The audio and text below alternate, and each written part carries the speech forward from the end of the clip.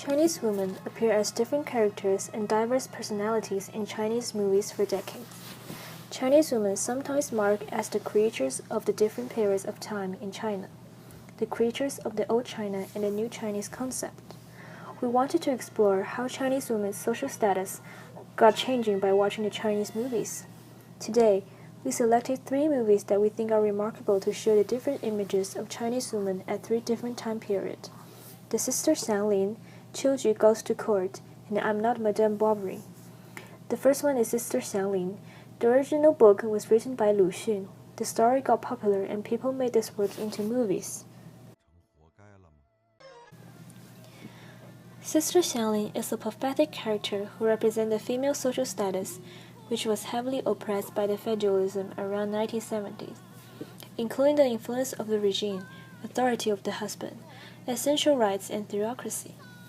After her first husband died, Sister Xianglin has been sold by her first husband's mother to a new family. Unfortunately, her second husband also died and her son was eaten by a wolf. To maintain a life, Sister Xianglin had to work in Master Lu's family.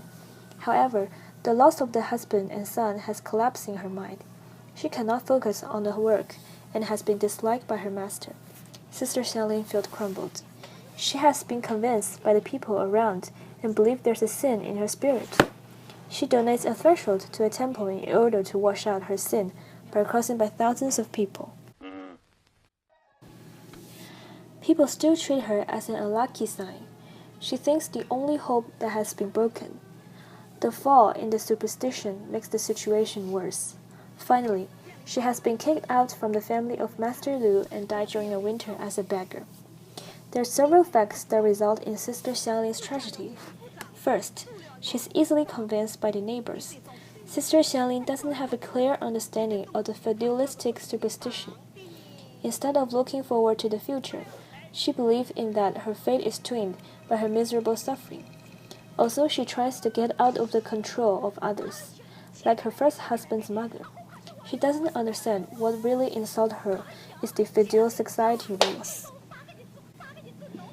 let alone try to overturn the situation of the society. Secondly, the female at the time has to follow the 3 obedience and the 4 virtues, which means to follow the father before marriage, follow the husband after marriage, and follow the son when lose the husband. Sister Xianglin represents the working woman in the rural area in old China. She is diligent and kind, but she cannot receive any respect from others. Also, Xianglin is not a real name. It's her first husband's surname. Nobody knows her real name and nobody cares what is her real name. It also represents the low social status of female. When her first husband's mother tries to sell her, the man treated her like an animal, not human. Why can't they treat like a woman like this? It is the feudal society rules. It is the 3 obedience and the 4 virtues. It is the authority of the husband. Female is lower leveled than male.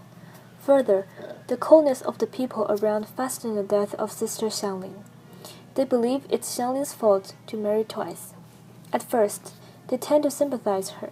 Gradually, everyone starts to keep away from her and thinks she's absolutely unlucky. To conclude, the background of the society sets the ending of Sister Xianglin. Woman is absolutely oppressed by the feudal rules of the society and the feudal thinking of the people. Women cannot keep dignity not only in the working and society, but also in family. Moving on from the story of Sister Xianglin from 1970s to the 1992, Qiuju Goes to Court is a movie directed by Zhang Yimou. The story talks about a rural pregnant woman called Qiuju. She kept looking for a saying from the village head who hit her husband. All of the characters in the movie are speaking Xibei dialect. Zhang Yimou used some traditional Xibei folk songs as background music to emphasize the rural atmosphere. The first time that Qiuju looking for justice, she found the head of the county. Qiuju mentioned how the fight started. Qiuju's husband's cursed the head of the village died without descendants. The village head got mad because he had 4 daughters and no sons. After the village head agreed to compensate 200 yuan, he threw the money on the ground and asked Qiuju to pick them up by herself. Qiuju felt humiliated and refused to lower her head. This rural woman has no big purpose. She just wanted a saying and keeps looking for it. She didn't know that she was challenging the patriarchal power of Chinese patriarchal society for thousands of years. Qiuji got Phil looking for a saying from the county. She then went to the city to find the police commissioner. Still, the village had found her absolutely hilarious. Still had no apology and even mocked Qiuji's husband, that he couldn't even take control of this family and decide for his wife. Qiuji can be said to be a special woman in the Chinese rural society. In the traditional concept of Chinese people, Chinese rural women are having a hard-working image. They cook, clean the house, raise the child, and sell them, even never participating in other events. Qiuji subverted this image and shocked the men in the movie. Chinese women's social status are not high, resulting a lot of time they have no right to speak up. At the end of the movie, her resentment against the village head is being resolved. Qiuji had a hard labor during a snowy night, and the village head helped her send into the hospital. Qiuji feels very thankful and decides to forgive the village head, but the village head was taken away by the police. Qiuji finally knew the law from the outside world. In the progress of suing the head, she became more and more realized of law, legal rights. If Sister Xiaolin is a woman who is a victim of the feudal superstition society and the Chinese traditional family culture, Qiuji lived in a period when women can decide their marriage freely, and she stepped out of the family door, looking at this outside world. I'm Not Madame Bovary is directed by Feng Xiaogang in 2016 and based on Liu Zhengyuan's novel I Did Not Kill My Husband.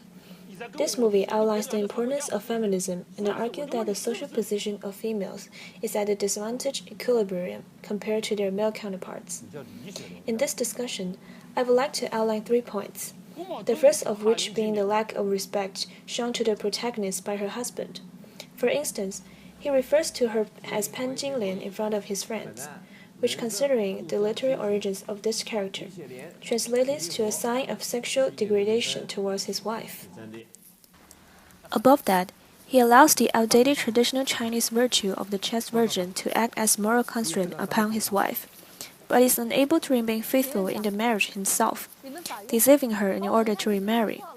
Such a stark contrast between two opposite gender players within the same marriage highlights, to a certain extent, the social inequality between males and females in China. Secondly, the female protagonist's attempt to seek for the help of the government institution in her search for justice was a weak endeavor. For the sake of their own job security, the government agents suppressed Li Xuanlian's case, going as far as detaining her under custody. Not a single person stood up and voiced a concern over this case of injustice toward a female, despite the disciplinary actions against the president of the court, the head of the county, and the mayor. Li Xuanlian's case was never resolved.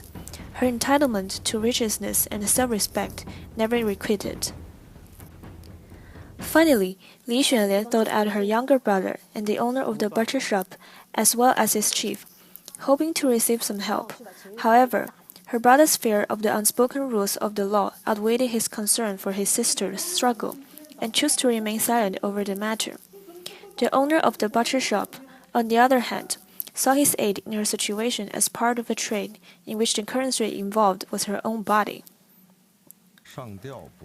Finally, even Dato decided that his private feelings for Xuelian were not enough to prevent him from betraying her at the last minute. It is clear that under a certain social background, people will act out of self-interest according to the established norm. Justice and equality was offered to Li Yinglian by Nam, and her own decade-long petition for righteousness contrasts clearly with the lack of empathy shown by the average civilian and the government official alike. The character Li Xuelian is representative of the female figure in Chinese society, as crucial in expounding the importance of feminism and gender equality. After watching 3 of the movies, we found out that Qiuji and Li Xuelian had a similar experience of swinging from the rural to the big city. Sister Xiang Lin appeared to the earliest among the 3 movies. Her ending is the most tragic one. Qiuji and Li Xuelian seems to have a better situation of deciding some parts of their life. Qiuji and Li Xuelian step out from the traditional family and explore the outside world. Although they make a step out from the inside family world and image of the traditional woman, they were still facing difficulties of being treated fairly by other men in the court. in the working place. Under thousands of years Chinese traditional culture, the image and social role of Chinese women is hidden everywhere. Even now, some modern Chinese women are suffering from discrimination in an employment situation. Chinese women shows their power, their ability, and their bravery image through the Chinese movie. But Chinese women are still facing their way to finding their voice and freedom against this stereotype.